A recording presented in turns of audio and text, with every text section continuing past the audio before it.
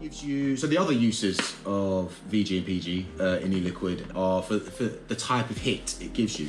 If you had an e-liquid that was made up entirely of VG, so you've got VG based mix, you've got VG based concentrates, and you've got VG based nicotine in there, it's 100% VG e-liquid. You won't feel that when you inhale it. If you've never tried it, it's a weird sensation because you can taste it, you can taste the flavoring on it, but when you exhale and inhale, you can't feel anything on your throat. The more PG in a mix, the more you're gonna feel it on your throat. I don't quite know how to describe it without making it sound a little bit off-putting. I don't think there is. It's not harsh or anything like that, but when you smoke a cigarette, a lot of people smoke cigarettes and now vape. When you smoke a cigarette, certain brands you felt more on your throat than others. Think of that, like the more you felt it on your throat, that particular brand of cigarette would be equivalent to a higher mix of PG in there. So for instance, let's just say brand A is more of a throat hit than brand B in cigarettes, then brand A probably has more PG in its mix if it was an e-liquid. It's the best way I can think to describe that. So take, just as an example, the very, very small, you might not be able to see that very well, but the very, very small wicking channels or juice channels or places where the coil inside this pod soaks up the e-liquid, it's very small. So you're gonna need thinner liquid to get in there because VG is not gonna swirl around or get around in that pod very well at all. Whereas a big tank like this, there's lots of space. The places where the cotton soaks up the juice are very, very big, so it can have thicker liquids in.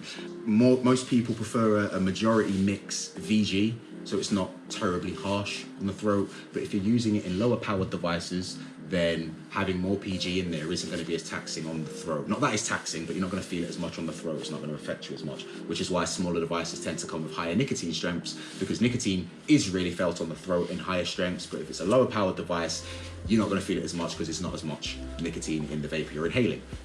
Hopefully you understood that.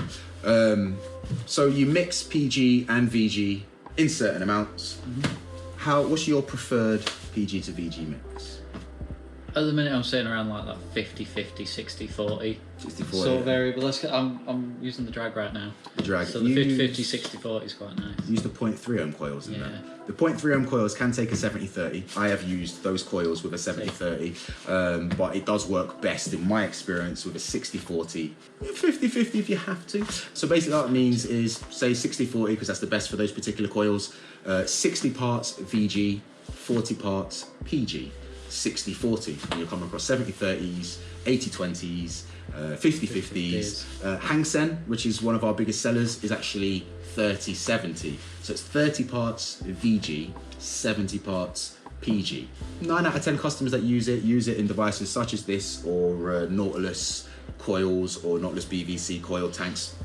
Tiny coils, really, really small wicking channels. What most people start on. Hang Sen. I think it's what I started on, it's what most people do. I don't think I started on Hang Sen. No? But I was working here when I started. Ah, okay. So like, just got stuff mixed up. 50-50, because that's a mouth to lung, a more restricted vape device. 50-50, it's a smaller device. 70-30, maybe even go up to 80-20 in this. And then if you're using drippers, if you're, you know about drippers, a lot of people that use drippers will tend to use 80-20 because there's nowhere for the juice to wick in 2 channels. It's just you're dripping the juice straight onto the coil, so you don't need to worry about it getting soaked up because it's right there already.